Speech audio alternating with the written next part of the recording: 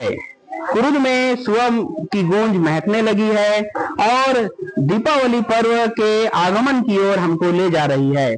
आप देख सकते हैं छोटे छोटे बच्चे जो कि छत्तीसगढ़ की लोक संस्कृति को हमारे बीच महका रहे हैं और हमारी जो परंपरा है, हमारी जो सदियों की जो परंपरा है उसका वर्णन कर रहे हैं। छोटे छोटे मासूम बच्चे वहां पे सुआ लेके सुआ नाचने के लिए घर घर जाकर छत्तीसगढ़ की लोक कला को, छत्तीसगढ़ की लोक संस्कृति को प्रदर्शित कर रहे हैं, जो कि दर्शाता है कि आज भी हम अपने छत्तीसगढ़ के प्रति कितने आस्था भाव के साथ जुड़े हुए हैं।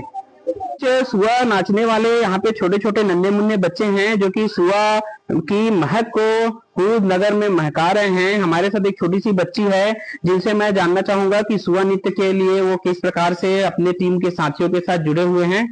कौन सी क्लास पढ़ती हो? 8वीं। 8वीं। सुआ नृत्य कब से कर रही हो बेटा? 8 साल। 8 साल से। किससे सीखी हो आप? हमारे दीदी लोगों से। हाँ, आपका क्या नाम है? कब से सुआ नाच रहा है बेटा? 3 साल। सुआ नाचने समय जब जाते हो तो कैसा लगता है? अच्छा लगता है। चलो एक सुआ गाना को ऐसे ही खड़े खड़े यहीं पे गा के दिखाओ तो चलो।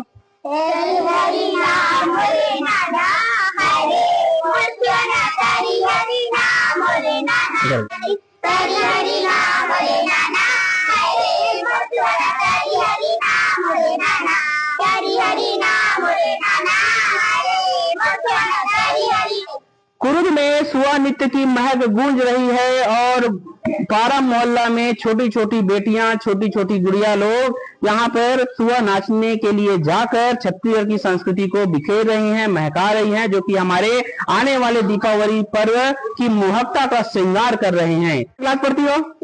आपका क्या नाम है? शिवन्या साहू। हाँ, कौन सी क्लास पढ़ते हो? 3th। आप देख सकते हैं ये सारे बच्चे प्राइमरी यानी प्राथमिक शाला में पढ़ते हैं, 2-3 बच्चे माध्यमिक शाला में पढ़ते हैं और जैसे ही स्कूल की छुट्टी होती है, छुट्टी होते ही वो घर पहुंचते ही फिर से सुआ नाचने चले जाते हैं और शाम तक कुरुद में घूमकर सुआ की महक को, कुरुद में छत्तीसगढ़ की संस्कृति को महकाने की कोशिश करते हैं, जो कि आज भी हमारी छत्तीसगढ़ की मोहकता की ओर हमको ले जाता है।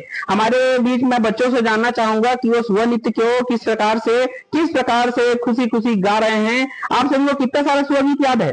15 से 20। तो जब आप जाते हो तो दिन भर में कितने सुआ गीत गाते हो? 24 से 25। 24 से 25 गाते हो। और कैसा लगता है? अच्छा।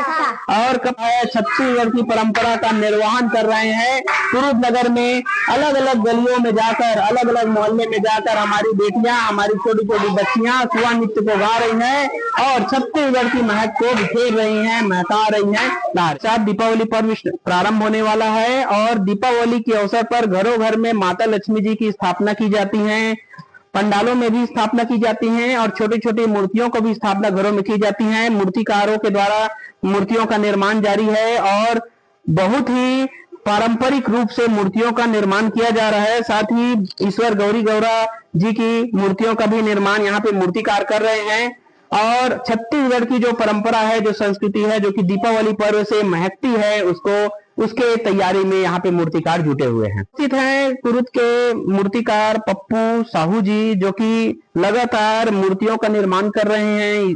गौरी गौरा की मूर्ति का निर्माण कर रहे हैं, साथ ही लक्ष्मी माता की मूर्ति का निर्माण कर रहे हैं। दीपावली के अवसर पर चौक चौराहों में गौरी गौरा की स्थापना जो की जाती है उसका निर्माण जारी है। साथ ही साथ लक्ष्मी माता जो कि घरों में विराजती है उनका निर्माण जारी है। तो मैं पप्पू साहू जी से जानना चाहूंगा कि आपके पास अभी तक मूर्तियों का कितना ऑर्डर आया है? मेरे पास गौरी गौरा का 3 सेट मूर्ति का ऑर्डर है और लक्ष्मी जी का 3 सेट मूर्ति का ऑर्डर है, बड़ा वाला। और छोटे छोटे घरों में जो बैठाते हो तो 15-20 मूर्ति है ऑर्डर पे। कहा गया है कि जितना हम संस्कृति की ओर जाएंगे उतना हमारा जो आस्था है और बढ़ते जाएगा।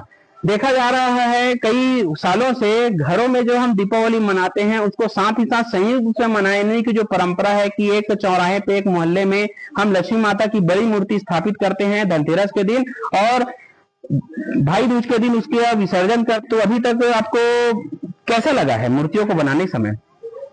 अच्छा फील होता है मूर्ति बनाते बनाते और खुशी मिलती है कि हमारे यहाँ मोहल्ले में लक्ष्मी जी का विराजमान होता है हम लोग पूजा करने भी जाते हैं। संयुक्त रूप से जो मनाने की जो परंपरा है कुरुद में और गांव में वो आज भी कायम है।